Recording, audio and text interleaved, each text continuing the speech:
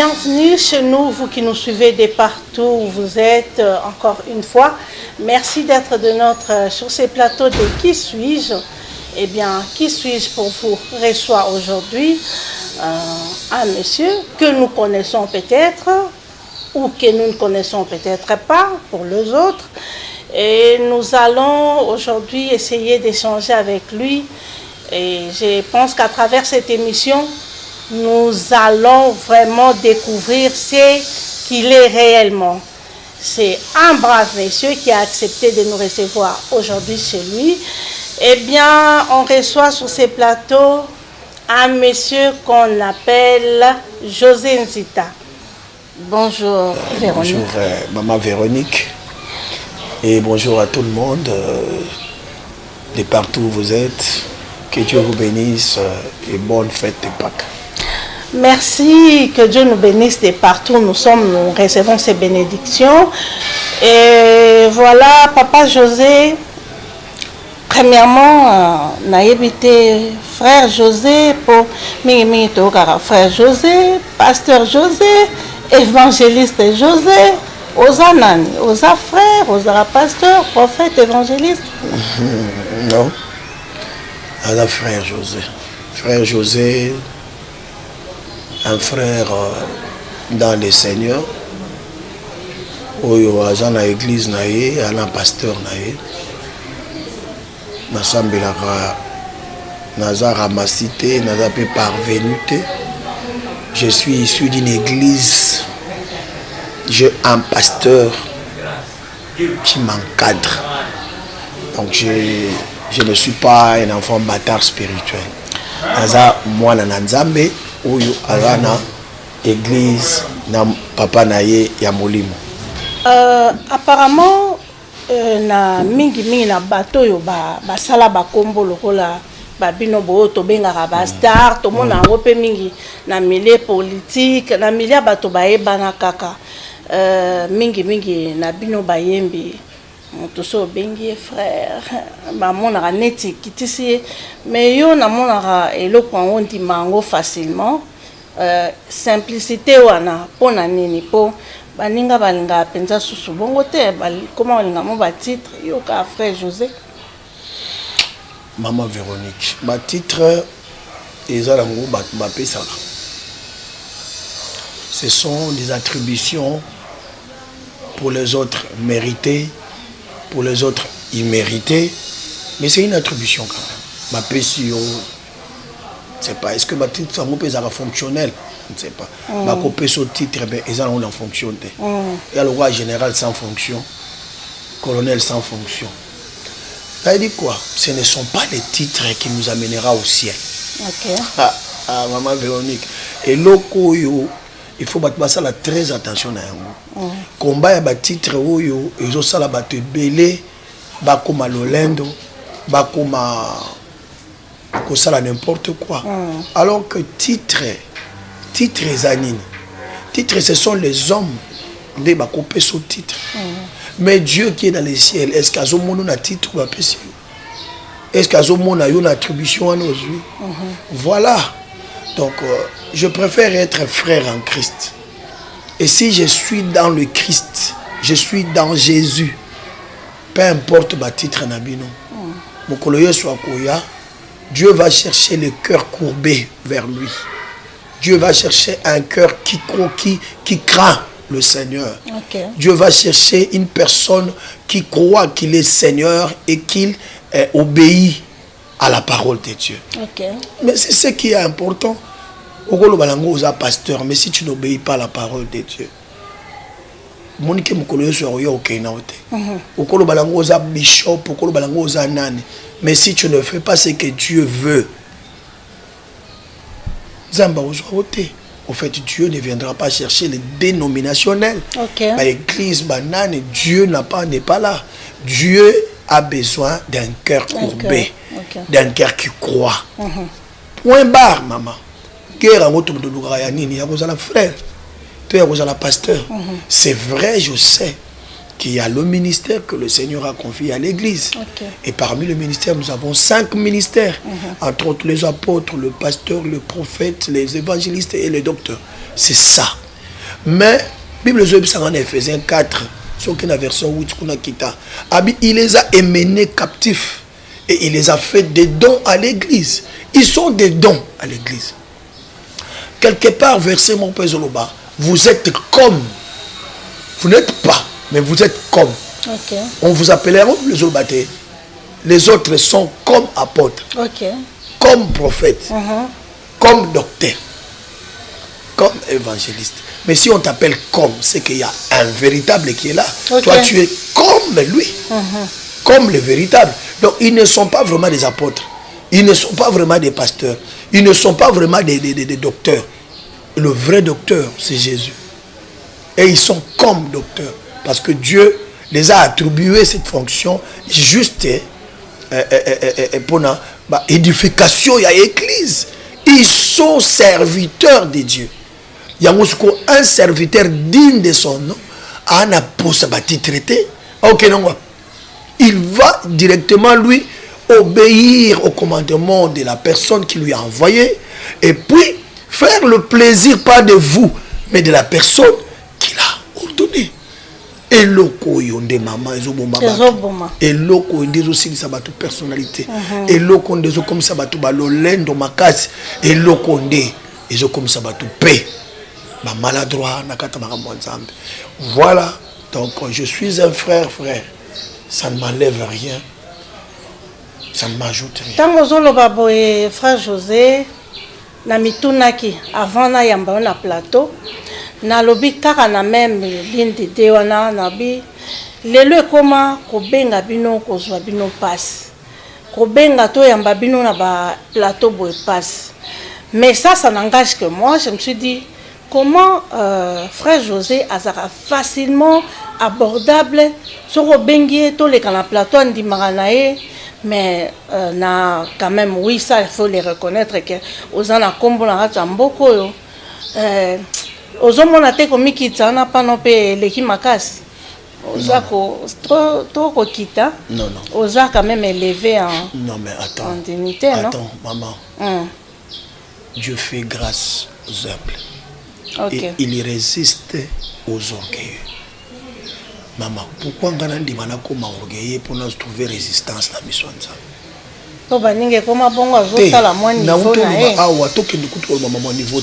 Il fait grâce aux humbles, il résiste aux orgueilleux. Ngana ki noluka combat et résistance dans Nzambe. Na koma ka orgueilleux pour Nzamba résister, à résister ngai. Non. Je préfère être humble pour que le Seigneur lisuna tandambo talaka ngai. Au fait, je ne suis pas devenu serviteur par moi-même. Ok. Ba poninga mosani na Nzambe na Yesu. D'accord, monsieur si mais attends, maman. La personne au salaire lolendo eza mosana ka isika wuti. Il faut pas oublier le faible commencement. Okay. Tu étais qui? Avant babengo apôtre, tu étais qui? Avant babengo musicien ou reconnu, tu étais qui?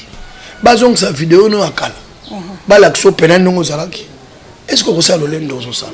OK. Dieu est capable de te ramener là-bas. OK. Dieu peut te ramener là-bas. Aux zongi au tikali pe ne lorote. Il faut que les gens aient la crainte de Dieu quand même. Ose à la directeur de la société, ose à la présidente de la République, ose à la qui que tu sois. Qui présidente, okay. On devient président. Et ça peut aussi partir pour ne rester que rien, un simple citoyen. Donc ça veut dire quoi? Tout gérer ma relation à Bisso, Oyo, le col avant tout ça là qui est autour ça. Pour attendre que le monde s'emballe, on Bisso ango, tout ça la paix, n'a pas millier kaya tout ça là. Voilà l'humilité, ma papa. Ça précède la gloire. Et je veux être humble pour qu'un jour je sois dans la gloire. Voilà, je pense que tu as eu réponse à Makambo Tomitou Naranango. Entrons directement dans les vifs du sujet. Aujourd'hui, ce qui Tolobi Moto a présenté, frère José Nzita. Moto Anando présenté, Tozu le Kwangana a présenté, frère José Nzita. Yopo Talo Lobi te présentation na Saleza Penzanga. Au présentation, qui est le frère José Nzita? Un frère chrétien. Ok. Baptisé de l'eau et de l'esprit, un frère qui craint Dieu, qui a son église locale, qui a son pasteur. Marié d'une femme et 6 enfants. Gérant de l'orchestre Mélodie du Ciel, dont le patron est Jésus. Ici d'une patriote, oui, bien sûr. Patriote aimant son pays et travaillant pour le bonheur de son peuple. Nous en arriverons là. Issu d'une famille de combien d'enfants? Issu d'une famille de 9, dont 4 sont partis, y compris maman et papa. Nous sommes restés qu'à 5. Ok. Ouais. Frère José Aouti Narata Libota, oui. Début na yo. Expliquez biso na makambo ko yemba. Obotama nango eza ine. Ozwa kango quelque part eza na bato moko yo talaki. C'était comment pour komalelo na katima? C'est vrai que eza na bato ba tala bato ba yoka ba yekola. Et sincèrement devant Dieu, nga na kota na ngai classe à musique té. Na komi ko sala mo ba performance mikolo yo ko kota mo ba cours ya en ligne tout ça ko yeba moi mokema comme musique. OK. Mais je n'étais pas là. Je suis né d'une famille chrétienne dont papa était un pasteur. Depuis mon enfance, je suis né dans la maison pastorale. Donc j'ai appris à chanter dans la chorale. À partir déjà à l'âge de 5 ans, je chantais déjà à l'église, moi-même. À l'âge de 5 ans, on me mettait devant des gens sur une chaise, comme j'étais tout court. Sur une chaise, je chantais déjà. Déjà à l'âge de 5 ans, mon papa me disait, toi tu seras un grand musicien. Quand je suis arrivé à l'âge de 9 ans, 10 ans, il me disait, tu es un... Donc quand déjà j'ai atteint 10 ans, j'étais déjà... dans le bain de cette musique. Pas dans le bain, j'ai dirigé déjà une commission. J'étais déjà un dirigeant, un encadreur des petits-enfants dans la chorale. Donc moi-même, j'étais le dirigeant. Vous voyez, donc déjà dans l'âge où on a déjà Koyembi Sabana, dans 10 ans, 11 ans. Et à partir de là, on a 13, 14 ans, j'ai maintenant intégré le groupe des grands garçons, des grandes personnes plutôt. Le groupe grand frère, on a deuxième à Kambaka. Et na comme Oyemba, c'était j'étais le trop depuis le premier ti na oya suka biso no toba chante. Oh. Et Oyemba. Papa to pas maman. Papa yemba la maman yemba. Voilà. To koli na mission. OK. Ils sont na mission la kaka chorale. Oyemba koyemba et tout le monde nda kunanga nda kuna biso ata chante. OK. Donc je crois que et bandara bongo. Et bandaka ndengo wana et après nazokola comme na l'âge à puberté. 13 ans, j'ai quitté la maison de mon papa. Na ekovanda pas ya grand frère nanga na matete. OK. Et na matete c'est quand comme na matete pas grand frère nanga, c'est là où na kokota na école mécanique na komi ko travailler ko ça la mécanique, je suis un mécanicien. Ah d'accord. Ouais. Alors kuna ndeska na eko intégré na komi ko na cadre mécanicien na mécanique, série piage ça la makana ba 2000 91 kuna. OK. Piage moko salama na 1991. Oui à Makasi. Wana ba piaka ba vélo ba tout ça. Grâce qu'en tant que mécanicien, j'avais mes vélos. J'avais ça bada wa louer ça ba vélo wana. OK. On a bossé dans musique. Te wana musique eza na ngosikoyo na kendaka na chorale. OK. Mais j'aimais beaucoup Papa Wemba, j'aimais beaucoup les musiciens car ils m'aimaient bien. Alors, tout en étant moi un pasteur, mais j'aimais trop la musique populaire. Alors, comment est-ce qu'on a ça à vélo nangai, je chantais. Papa Wemba avec une voix, je ne sais pas. Koto choral mais koto so bêtement Papa Wemba. nazo yemba na ngai nazo bwaka ba papa oyemba na ngai wana papa pazo yo raté père azalaki te wana nakoma pas vieux OK wana longwa pas tata nakoma déjà pas grand frère na ngai mibale OK et lui quand il va là, au travail na tika na kata atelier na ngai ya ba vélo et c'est de là non de la zawo yemba na ngai mais on dit que na orchestre moko ya quartier OK na kunda na matete pour na vivre na matete OK orchestre moko ya quartier zalaki wana baleka ka bayoka ka garçon moko ayembaka ayemba kitoko baye ko intéressé nga OK c'est ça en 1991 de obandaki ma na bandi na koti wana la musique profane alors ah d'accord wana ba chorale na yemba na ba chorale sokota na côté musique profane chorale le comme wana tiki manda nete lembi pour la musique profane c'est vraiment ma motivation na ngomo boy OK na 91 wana na côté na bando yemba na musique profane ti na performance yango oh na kuma epena koyemba na zo ebisa yo tokutana na baweke tokutana na bazaiko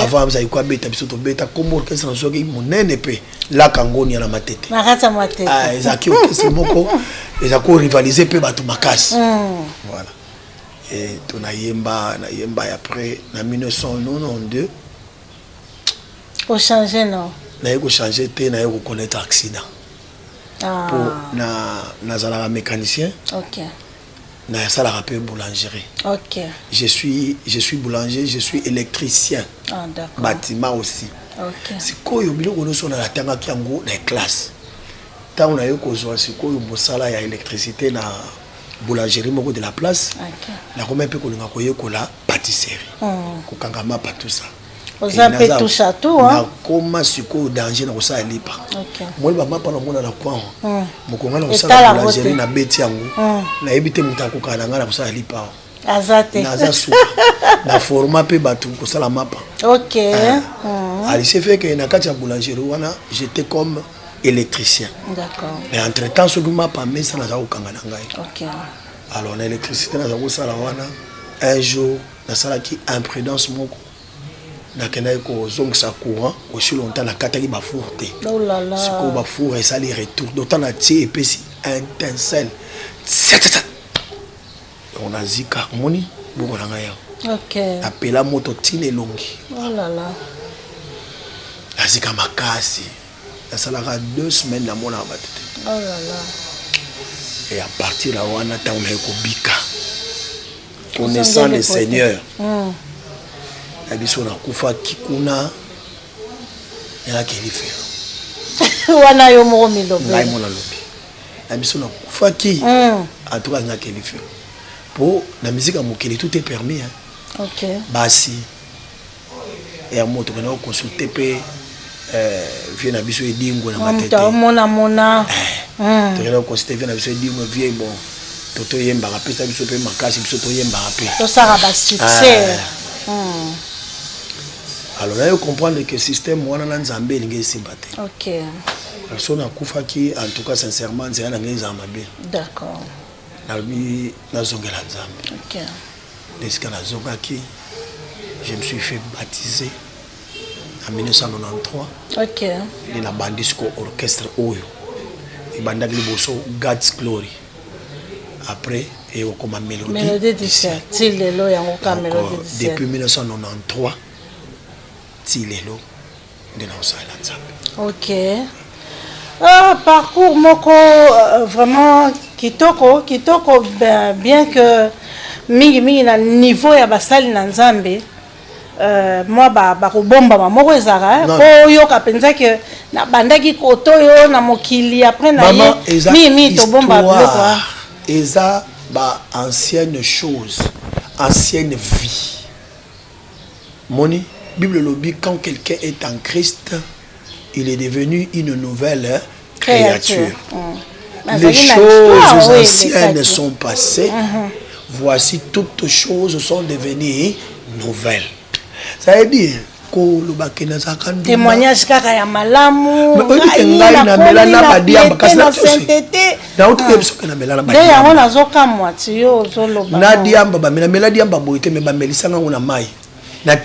oh, ezala pe. Naza ko boya ko melango te na ko mela diamba. Mukomo basaela ngai ti.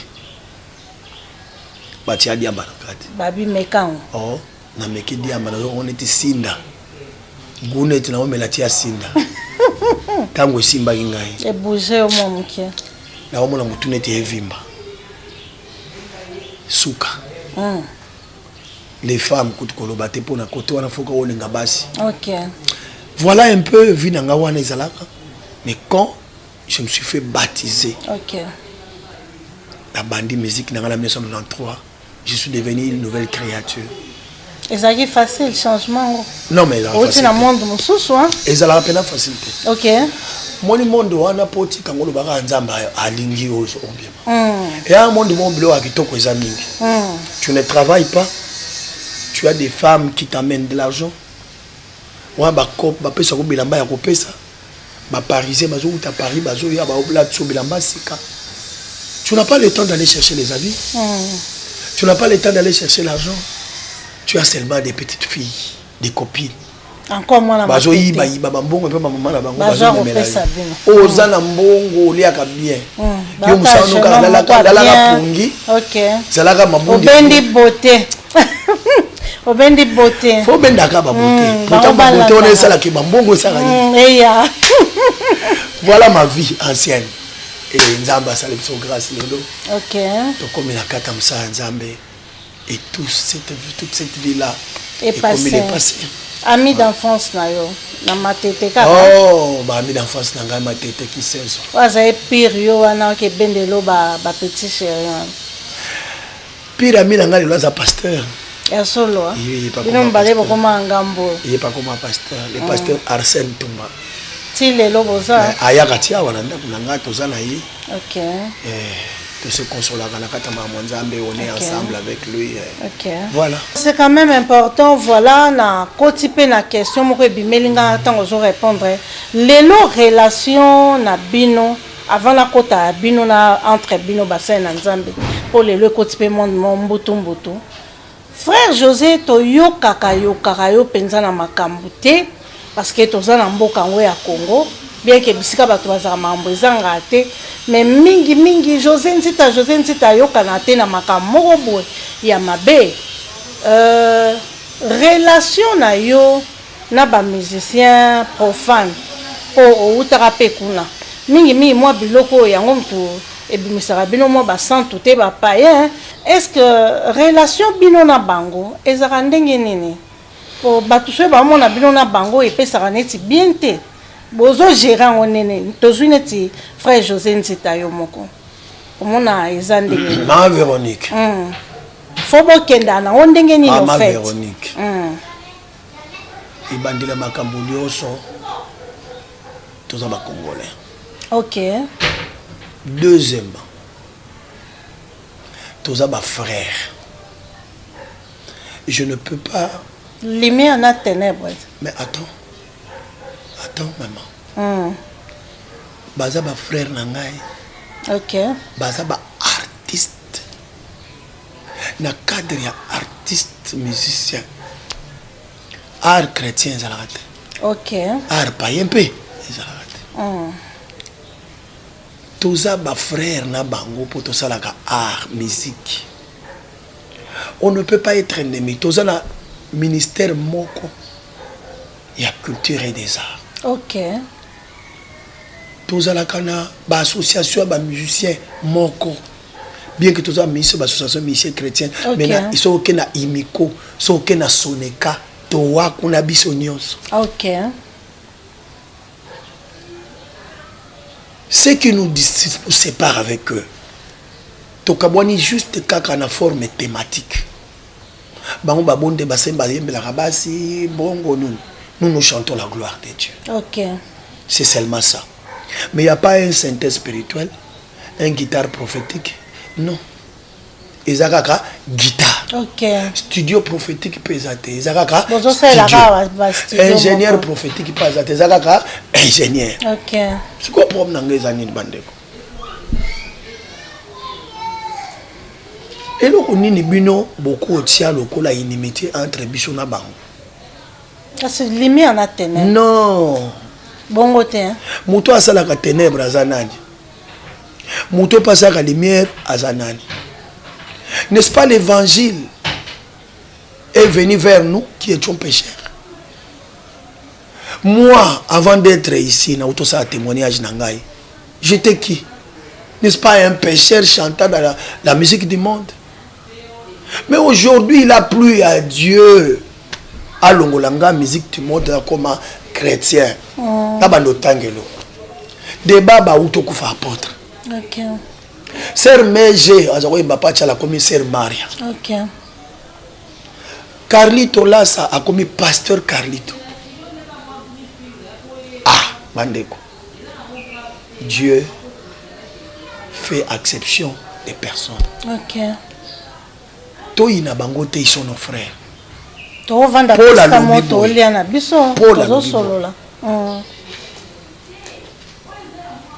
Voulant gagner le pécheur, je me suis fait pécheur, pas à la manière des péchés, mais je suis entré dans le milieu des pécheurs pour gagner le péché. Ok. Voilà. On entre dans le milieu du pécheur pour gagner le pécheur, pas pour se faire pécheur. Non. Toke comme sa pécherté. Mais toke comme na milieu na bango pour to gagner de ma péché. To kotika na milieu pour étudier comment ils vivent afin de les gagner à Christ. Toujours exemple à Jésus. Lui qui était Dieu dans les cieux, tout il a. Mais il s'est fait pécheur pour sauver le pécheur. Surtout comme ça, l'évangile est aux assuns dans sens. Ok. L'évangile, c'est aller vers. C'est aller vers. Surtout comme on a Satan. Nous avons eu la chance, les gens nous ont communiqué la parole. Bien qu'on était les Satan. Mais nous avons eu les évangélistes qui nous ont parlé de Jésus. Aujourd'hui, nous avons accepté ce Jésus. Mais na tour na bango. Nani ya kobeta le bango lisolo ya Yesu, soki biso to kaboy na bango toza musika na bango. N'est-ce pas, c'est une responsabilité que Dieu nous donne. Comme dans le secteur na biso, nous devons faire les efforts d'être leurs amis, pas pour pécher avec eux, mais pour leur montrer l'amour du Christ. Un jour, le maître des circonstances et des temps peut créer une circonstance pour que lui me demande comment tu fais. Je suis malade, je peux guérir comment? Je peux lui amener Jésus partant de la situation où il va se trouver. Dans la maladie Zanango, je lui présente Jésus. Peut-être par sa guérison, il peut accepter le Seigneur et devenir chrétien comme je suis. Voilà, maman biblionique. Et ça va polémique et zangatina. Dans un exemple typique, nous avons le frère Patrice et le frère Ranson. Ils sont petits frères et grands frères. S'ils vont dans une réunion de famille, on leur présente la nourriture, papa, Patrice a connu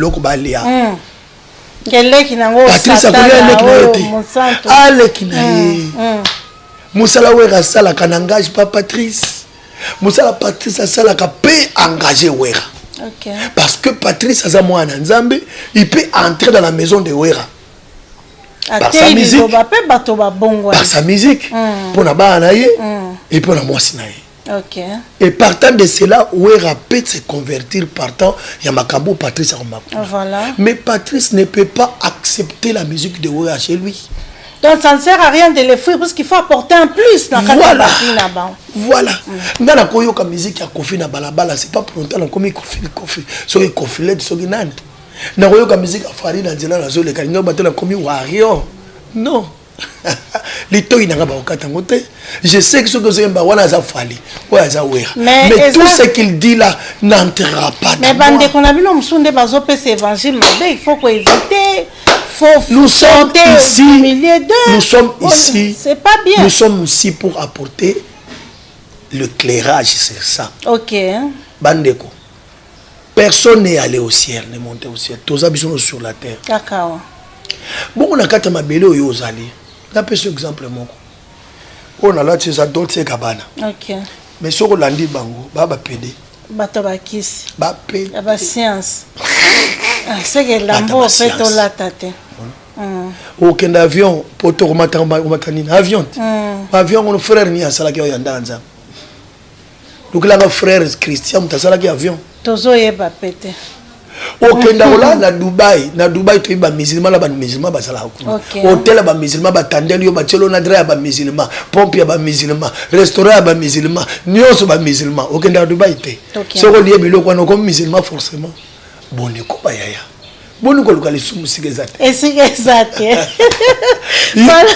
Faut pas relouer les sous moi c'est exact. C'est pas bien. Frère José a servi banana na vinaï. Kobe bana en tout cas la ligne ratée. Na sala moi sous moi ba incompréhension. Mais nga kobe bana te. Que tikala pe rando penza kuna elekate. Na olinga kutu te lokwaneza. Te hein. Te ozala te maman. Parce que quand tu crées des ennemis, tu es en train de créer des grandes prisons.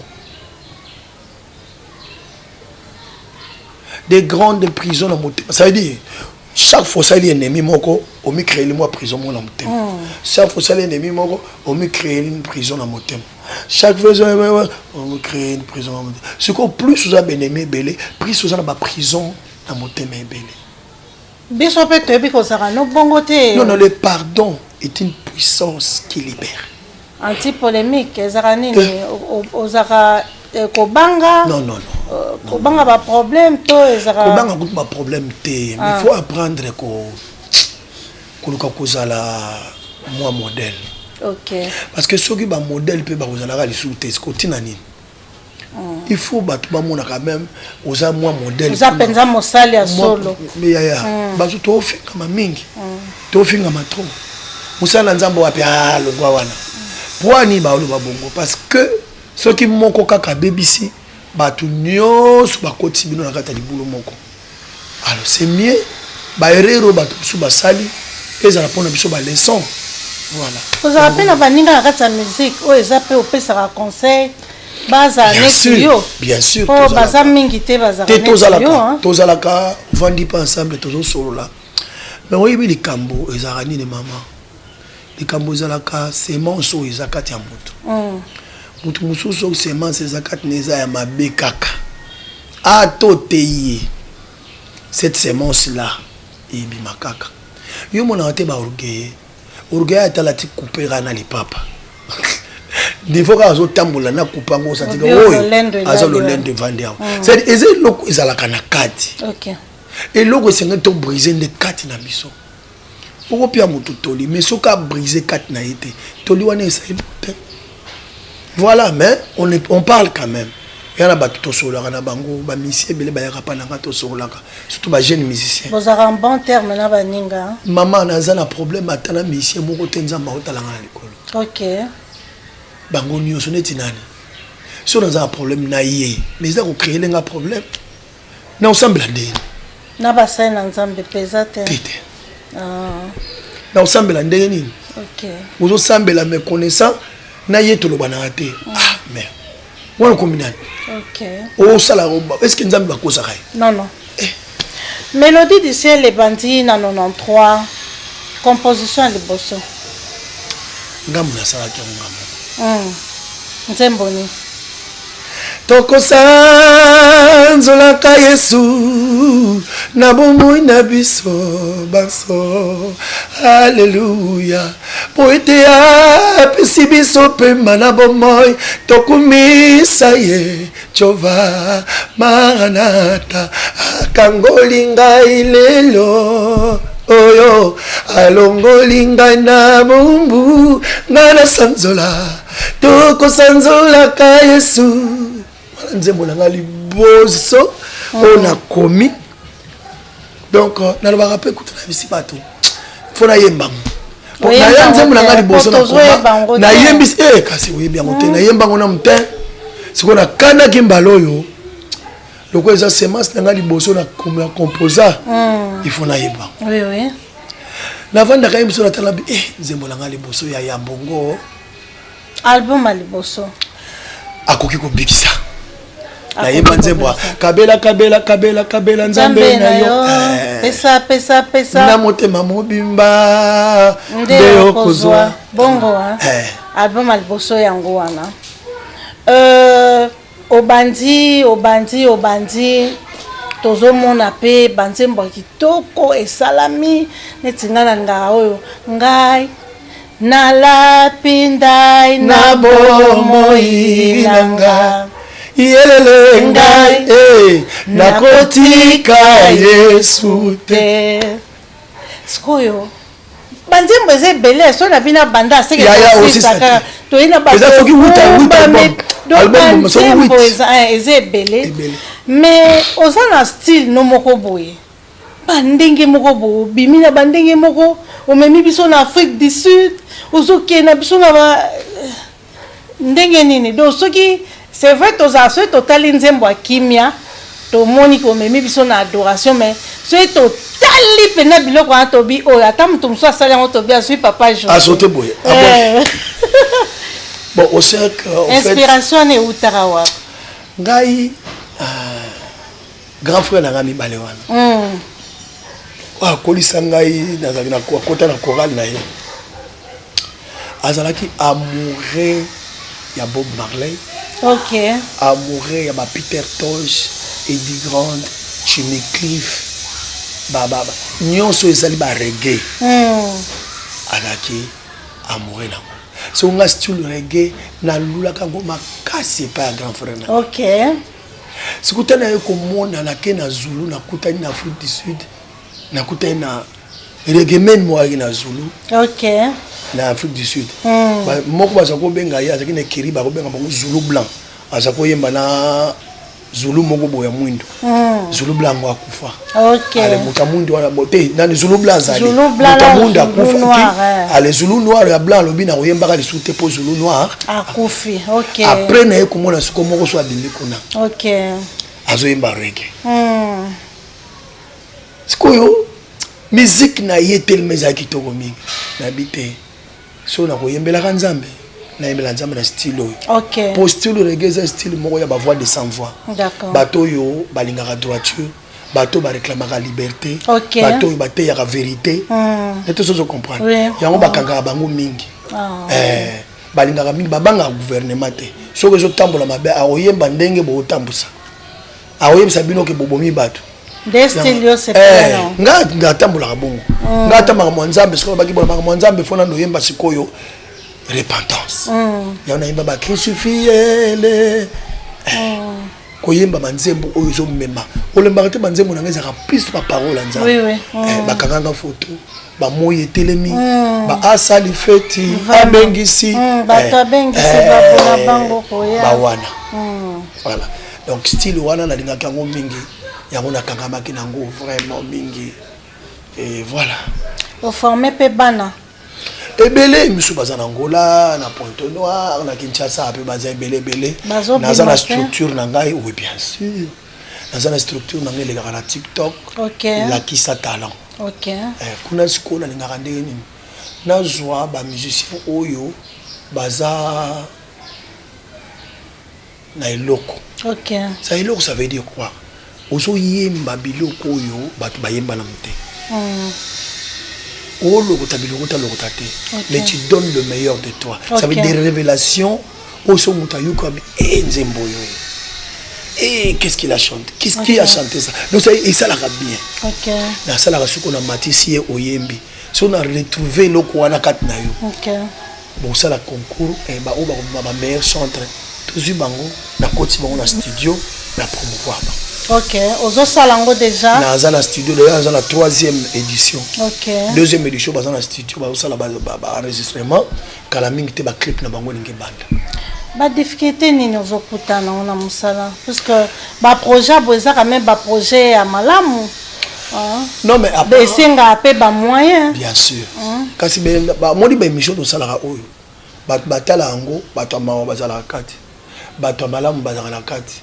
Bato balinga ko promouvoir bato ba na kati tato sala be mission ezala rappel ko mitekati, ok, o nyo so sepela na makambo na osala akobenga yo mama Véronique abina ya bela papa José na soutenir ye pour la likambotel to senga ngo te loke obenga nga mandia mais soki o ngo sala ngo koya poza msala nza parce que moi je pense que ce sont quand même des projets à soutenir, les nouveaux projets zo kende belé eza pe ezanga lango tina mais où est encadrement et la jeunesse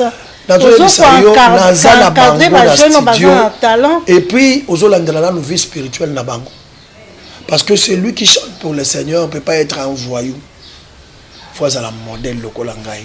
Nazorana nous vie nanga moko dans l'axi bango. Faut que vous ayez local Paul Alobi. Soyez mes imitateurs comme moi je le suis de Christ. Ok. Vous avez local. Ça dit mère, tala. Mukilo to sama sekite. Tout ce que nous sommes en train de s'aimer, c'est ce que nous allons récolter. Ok. Au Semaranini. Au Semaranini. Bon gouvernement ka kolia. Ka kolukila ba 15e ba 20e bureau. Kotonga ka ba immeuble pona ba makango. Est-ce que nous mona ba nzambe bazo yemba to sunga bango? Nano mona korala ba maman moko to salisa bango. Peut-être parce que o exprimerango pe mingité. Okola yo ngano kozala effacer. Ozo bimisango penza te bazo comprendre penza te. Moto asungaka bato. Basenga ite. OK. Ah nzambe. Ozo boya obima ke ozo bima bisenga senga. Normalement mais alors que ça projet au faut normalement ko sala bongo te. Même ata banzembo na yimba pona mboka na ngai. Faut mona banzembo zo kwa. Ona zo ya pe wana. La personne qui t'aime à s'approcher directement. Abi je suis intéressé. Il y a un papa en Afrique du Sud qui s'était intéressé. Abi na ngande ngo so sala banzembo mboka boye. Na rozo a charge na yo. Na futu londa ku inane. Tu vas pas payer la maison. Na zao que nous mbongo andako na bureau na ye. So sanze koki ya futi ndako nanga. Bato ndemo na so sala bango 10. Oui. Pour les latins.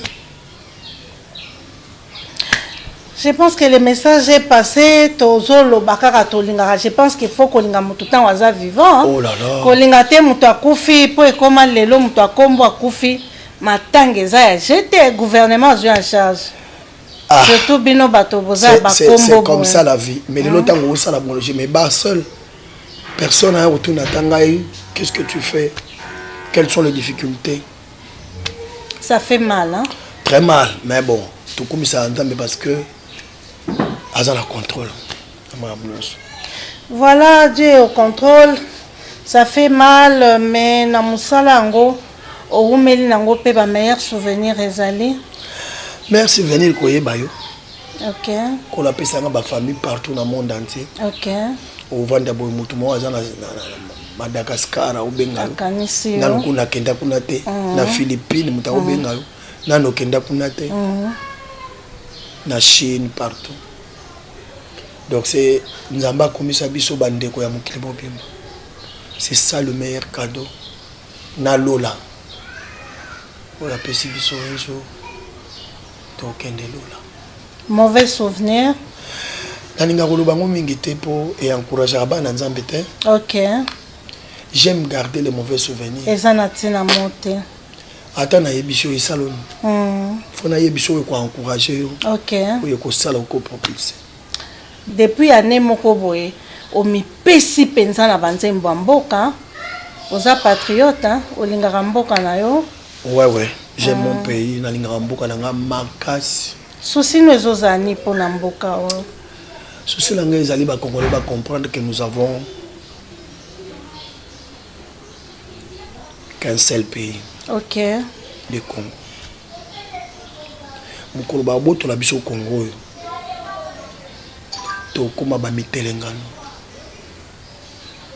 La patrie est sacrée.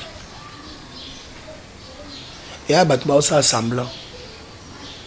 A yebine ke oyo a étranger. Pe makanisi za ona mutu eza mabe pona mboka nanga. Mais so abimisi mbongo. Asombie pona mbongo. Mabelo zoteka ya yote eza nzambe. Mozondi moteka mabele ya ngani ya nzambe. Prenez biso to mitama bebo. Le Seigneur qui a pensé nous donner ce pays, ces beaux pays, où ils ont regorgé ba minéraux belé et créé les jalousie partout. yo bapesi mboka ngo vraiment ozondima na yo likolo ya bongo bongo no kolia ngo ekosila bongo génération na yo ya sima bongo bano kobota après yo kokufa no après kolia kokufa ba oyo ba oya na sima kuna ba ozala ba esclave ya moto tekeli mabele te pas un esclave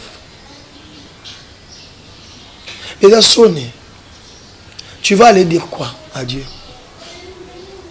Mais bon, il y a l'impunité. Hein. Dieu va punir. Ok. Banda, mokonzi mboka ya. Azwa mboka, pesa na mboka nzambe. Patma mona ngone te maseki.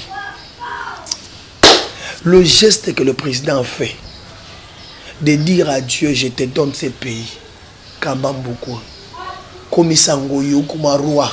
Biso de la peuple na. Mère. Banda Congo eza Congo eloko andengwana na misala matela mbuku isama Congo eza kaka totem nango ba léopard banani komela makila bato kolia ba vaudou ba kenye banani bazaka ko sala ba magia mais banda fatia ye alobi nzambe to pesi mboka oyo et puis ya pamba te à chaque fois quand vous l'invitez à yeska bozo sambela il fléchit les genoux comme tout le monde. Quel président? Au niveau spirituel, c'est une grande victoire au Congo Azwa. Yangouan. Yango monata bosal tout bon fati bo mette pour entre les mains de Jésus, la personne que lui a attribué le pays. Dieu c'est un Dieu de l'alliance, mais tant que il y a pas nzambe ba yambisa biso ba kolo Yesu na yepa na yo. C'est une alliance. Ok. L'alliance se fait par des paroles. Mais sous la Babylone, comme signe, na Babylone comme symbole. Mais lui, il a fait.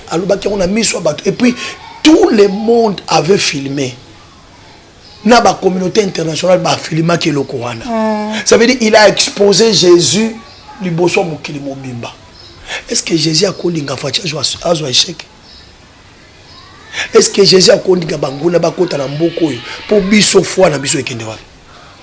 Nous qui croyons à lui. Voilà. C'est pour cela que je l'aime beaucoup.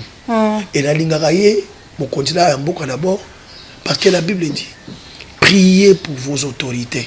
C'est un verset écrit dans la Bible. N'est-ce pas, maman? Quand tu n'aimes pas ton autorité, est-ce que tu auras le temps de prier pour lui? Non. Jamais. À ce par-là, je vois, l'opposition n'est pas bonne. L'opposition n'est pas faite pour les enfants de Dieu. Moi, un enfant de Dieu, je ne peux pas être opposant au pouvoir. Parce que si je suis devenu opposant, alors je ne prierai pas. C'est vrai. Hein? Je ne vais pas prier, oui. Comment tu peux être en opposition avec la personne qui gouverne, mais entre-temps, tu pries pour lui? Non. La Bible dit, il n'est pas ton ennemi. Peuple salami. Peuple. Et là, on ça les alliés. Comment de la makasi pour nzambe apesa biso ba chef baza conscient. OK. Ba chef ba rodinga mboko. Ba chef baza na kati na plan ya nzambe na mboko. Parce que Dieu aussi a un plan. Le diable a son plan dans ce pays. Mais Dieu aussi a son plan. Je vous confirme que parmi les plans ya nzambe, fatia za na kati. Tala. Na oyebisa yo na yotanga kombonete pour na fanatisme. Bande ko yinanga so ko yinanga. Mais na koyebisa yo ti to ko récupérer intégrité territoriale en mboka oyo Congo ezongi moko ba Rwandais ba kimi moto ba ko gouverner biso et pas ba étranger les sous-soutés. C'est ça la décision. Et j'appuie cela. Parce que kozala dépendant, ezala capable. Kozala indépendant, ezala la liberté. Oh, la Bible dit Christ nous a affranchis. Nous sommes libres. Nous ne pouvons pas être sous le joug des Rwandais. Impossible, maman. Kagame va na Rwanda kuna me achaka ba konji na Congo. Est-ce que zalaka? Avant na Rwanda kuna ba commanda ka Congo, ba soda na ye bazalaka na Congo. Ba dirija ka mboka muneno ba soda na ye ya Rwanda. Vraiment tabino moko. Est-ce que ba Congolais bozo montekeza humiliation tala ka pays yango. Tala ka pays wana. Boniko ya to ka pe soni. C'est ça.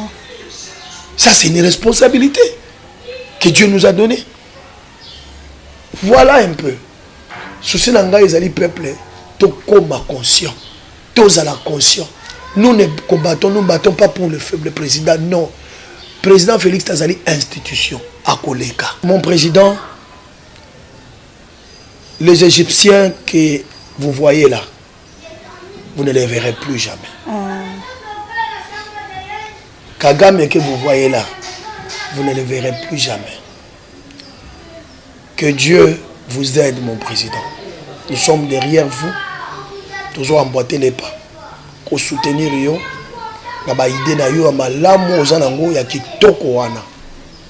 je pense que plusieurs Congolais comprennent qu'il y a des bandelités. Mais aujourd'hui, j'ai béni Dieu. Parce que ma fille est comme il y a de partout.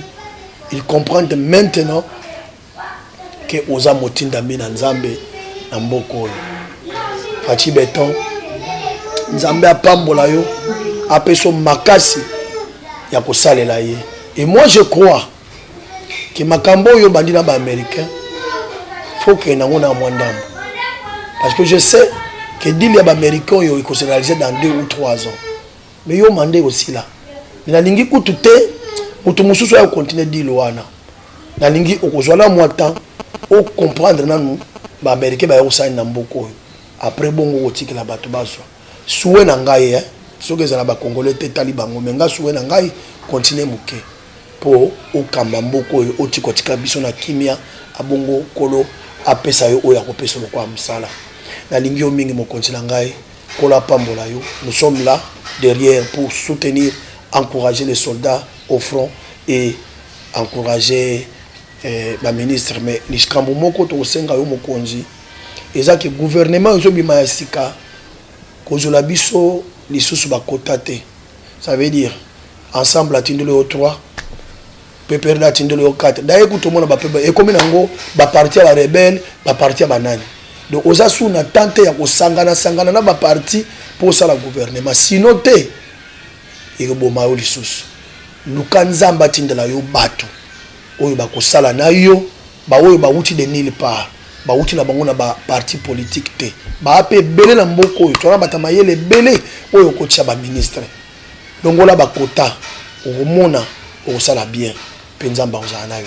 Que Dieu vous bénisse. Pour soutenir la mission na ye. C'est ça. Mission ya président Félix Tshisekedi abunda po guerre sala nini. Mais c'est ça sa mission. OK. Oya koya kuta ozala bien ya kolia likolo ya tapisi ba tcheli. D'accord. C'est comme abe ya sali eza nini. Pourquoi pas to pese maboko? Et je commence à comprendre diaspora ba bandi ko comprendre.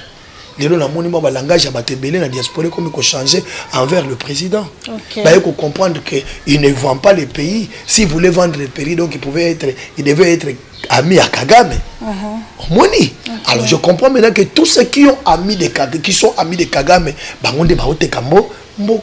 okay. Voilà. C'est simple comme clair. À ta mon amour qui a béba pour expliquer la réalité. Congolais, soyons conscients, s'il vous plaît. C'est notre terre. Bato ba umulango bezambuka na biso kende ka kovanda mukombo na Goma obi okomoko ke vanda na kiwanja to na kichanga mama nous avons un pays côté kuna ondre poto mama. OK.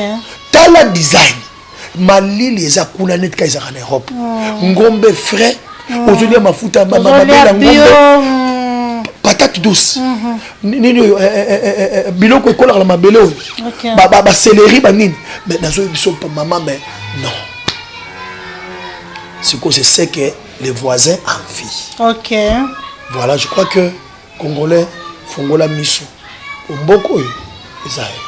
Je pense que le message est passé. Na kati ba réalisation oyo entre autres na kati ya contribution na opona mboka utuwe mbaka nzembo kitoko eza na nzembo mususu to moni obongisi oyo mboka oyo zoya eza ebele to lingina no to yemana pona guerre to interpeller ba communauté internationale. Oui. To encourager ba soldats na biso na front déjà toujours le cateau appuyer yango likambo mabele surtout oyo rene lelo eza likambo mabele. OK. Moto apekisanga te. Oui. Moto asimbanga. Mona ki okangi banda ko tenir soda. Wana tenir kanda.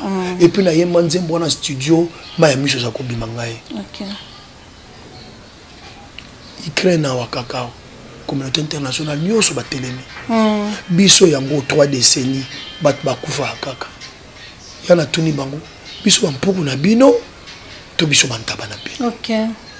Tala to abato. Mais nzambe ce quoi ngasa la justice na ye. Et quoi continuer pour bakoyeba ya solo ke nzambe. C'est ça. Un message très profond de la part du frère José Nzita. Tozo Kendepe, Koshite, Malé, mais biso to Shita, bongo te to Shita, na rubrique mo, il faut yeba. Pas de problème. Oyeba? Non, yeba kaka. Mais on a une autre oyeba. Si on a évité, réponse P, je ne connais pas. Mais c'est quoi il faut yeba? Pour ça, éviter malam. Je ne sais pas, ils ont fait réponse. José Nzita. Comment on a José Nzita? José Nzita Panzu. Et Kolobani. José oyebi yango. Nzita. Nzita ezali attribution ya bakonzi. Ça veut Nzita bazali ba chef. José Nzita révérence. Et Panzu ezali chef de cité. Ça veut dire kolo asi kombo na ngazaka bikonzi na mikonzi. Oyo révérence, oyo Panzu, ça veut dire mukolo esika. Ozamuto wapi? Congo central. Mbogani. Mbatasiala. Mbatasiala. Oyebi ngwa. Hein? Mbatasiala na koma te mais na koma déjà pene wana ba. Oyebi no wote. Te Mbatasiala na koma te. Ayebi te. Na koma na mboka. Okenda te. Na koma te. Na okana ko koma kuna na koma na mutepo qui ça c'est zo nga tant na yo koma ka musicien makambe komi ebele mena kanisa ko koma kuna na ko bongisa pena ke notala bakoko na nga ya mboka pena kuna na vande kuna ta une semaine na yembeli bango musique. Boloba mnoni. Kiyombe. Oyebi ngwa. Moi fi otindele mutu. Pesa moi message kona bakoko angwa no ketala. Bakaya bakomba batekurba de kuki nkonzi kumbata siala nzambe kalusa kumba Andre Mbuyizi. Minu mwane Nozefu Nzita sambiloni buombo mingi nzambi katuvana ngolo tusala kisalu kinzambi nzambi kalusa kumuna kuntwala kutwa mawako kabwa ukwe bebe ko senga plaisir oyebi no na ndoza na kangelo wana oyebi no mukomo yo ba yoki bagangi wo nde bazana ola kisarape kola kisara bana pozo la kisara muke bonga zalo bonga nsomo yebona ndonga natinda kapa mama ndonga eza nini sani zalo eza nini lutu nsomo ezali cuillère donc confirmer biso penza koza congolais oh danger ya makila de père et de mère. Voilà, c'est la fin de cette émission, un message d'un bon patriote qui aime son pays, qui aime sa patrie. Encore une fois, merci frère. Merci maman Véronique. Je crois que nous avons pas la occasion. Nous sommes bozo ça les hommes monana. Vraiment na félicite Rabino Makasi. Ceux qui sont na bateau yo balobeli mboko yo. Eza yokason. Aza parmi bateau ba lobela mboko yo. Et puis makambolo baka eza ya solo. Donc je crois que nangana bino nakajito afromo kaka. Nzamba pambola bino bokende liboso. Merci beaucoup, merci à Junior Mbunga qui était derrière la caméra et pour aujourd'hui, c'en est fini. Retrouvons-nous prochainement à un nouveau numéro.